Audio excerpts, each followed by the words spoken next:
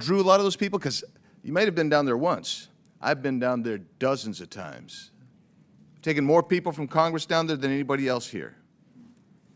And you know what those people told me? They're coming here because they wanted to get to places, and they would name Chicago, and they would name New York to me. And I'd say, why the heck are you crossing here and not crossing at Del Rio? Because you guys offered sanctuary policies. They believed that they would be protected in your jurisdictions.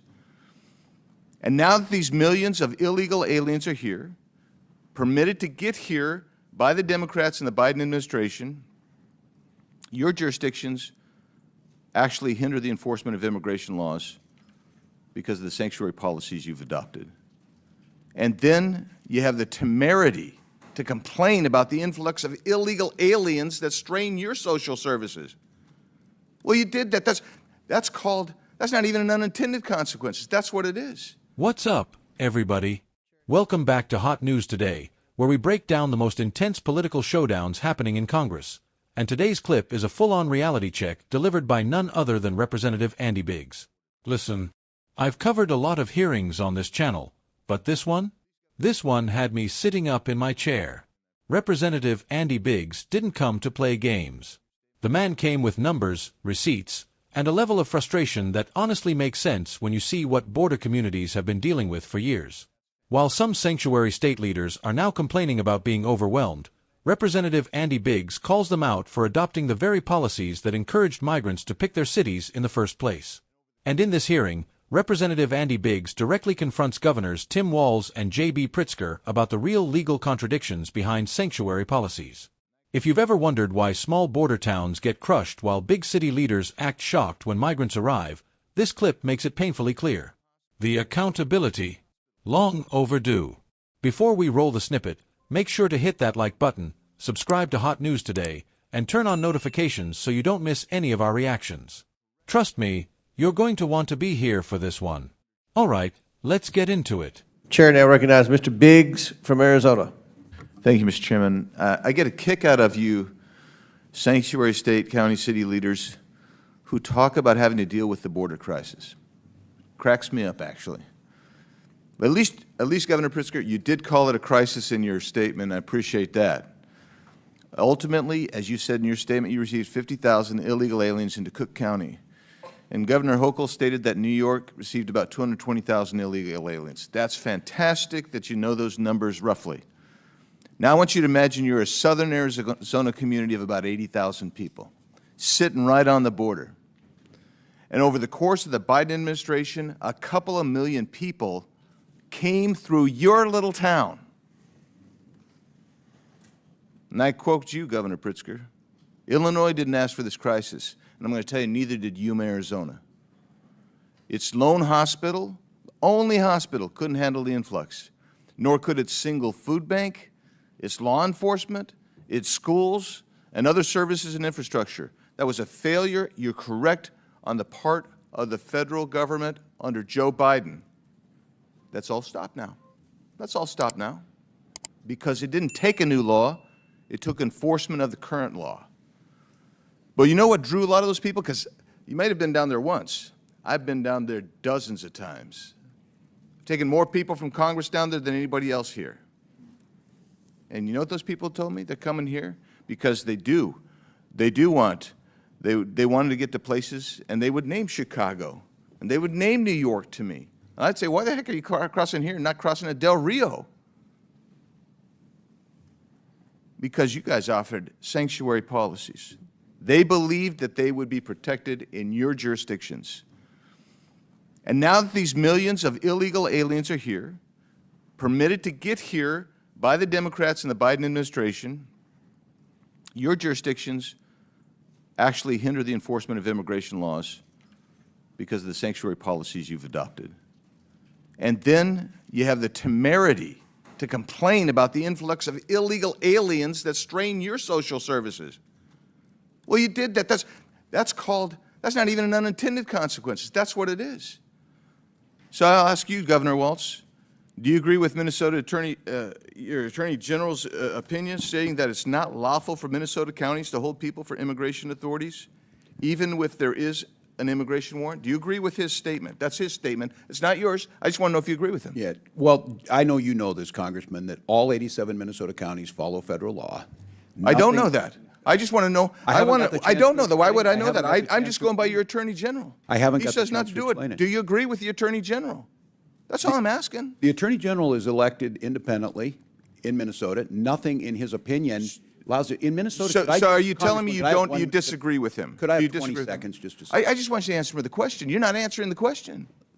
I served here, Congressman, and there's the respect to the witnesses to just be able to speak. Yeah, there is, and there should be respect, and that respect from the witness should be to Our answer the question. Our counties and jurisdictions can do whatever they deem necessary. They have to. Do you agree with before your federal- Attorney General? Apparently, we don't know, because you're not going to answer. You're going to be oblique about it. So, That's unfair characterization. I'm trying to answer. I'm not the Attorney General of Minnesota. do you agree with his memo? And you're killing time because you're filibustering. Do you agree with his memo? That's all I'm asking. Nothing. And you don't want to even answer it. You just say, oh, you know, maybe yes, maybe no. I don't know. Let's go to you, Governor Pritzker. A lawsuit was filed against you in the state of Illinois, and you responded. Your response to the claim is that Illinois has a quote constitutionally protected choice not to assist federal authorities with deportation, close quote. Give me the constitutional reference you're making there. What are you referring to? Congressman, I don't know the lawsuit that you're referring to, and I don't know that I was the respondent in that lawsuit. I can say that This is from the response filed on your behalf. So you didn't read the response? Well, let me then ask you, if that is the response officially of you, how is that consistent with Arizona versus U.S.? It's not. How is it consistent with 8 U.S.C. 287 D3? It's not. Let's just cover it in the last 18 seconds. When you guys say we do give these people information only on a criminal warrant. Is there any distinction in 8 U.S.C. 1373A, 1324, 1324C that says, yeah, you don't have to give information, you don't have to provide the body, you don't have to respond to the ICE detainer? Is there anything in there that says there's a distinction between the criminal law, the criminal warrant, the criminal detainer, and a civil warrant, civil detainer? Is there anything in there? The answer is no. I'll answer for you. You do violate the law. You are sanctuary cities.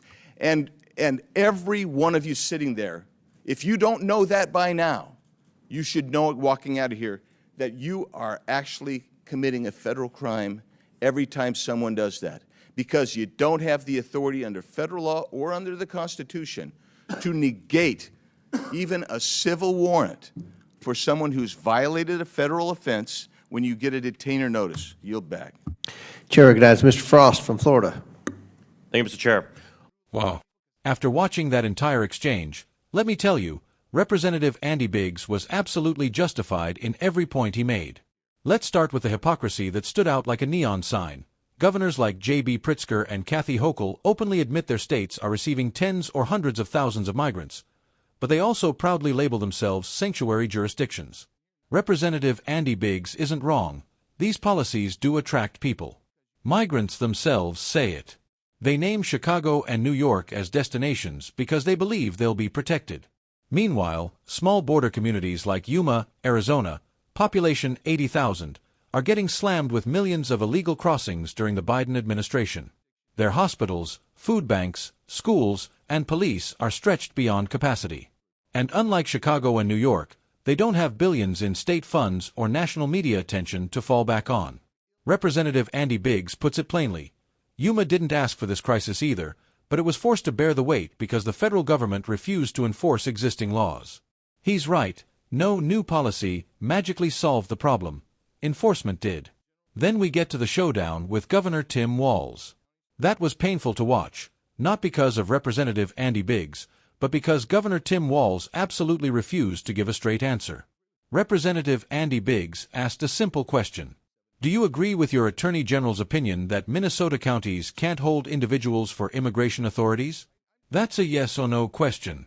But instead of answering, Governor Tim Walz danced around it, talking about independence, counties doing what they deem necessary, and everything except the actual question. Representative Andy Biggs called out the filibustering, and honestly, he wasn't wrong. If your own AG sets a policy, you should either support it or oppose it, not hide behind vague language. And then Representative Andy Biggs turns to Governor J.B. Pritzker, who somehow didn't even know the details of his own state's legal response, claiming Illinois has a constitutionally protected choice not to help federal authorities. Representative Andy Biggs pressed on the exact laws, 8 U.S.C. statutes, the Arizona versus United States ruling, and exposed how sanctuary policies directly contradict federal immigration law. This is the exact kind of oversight Congress should be doing.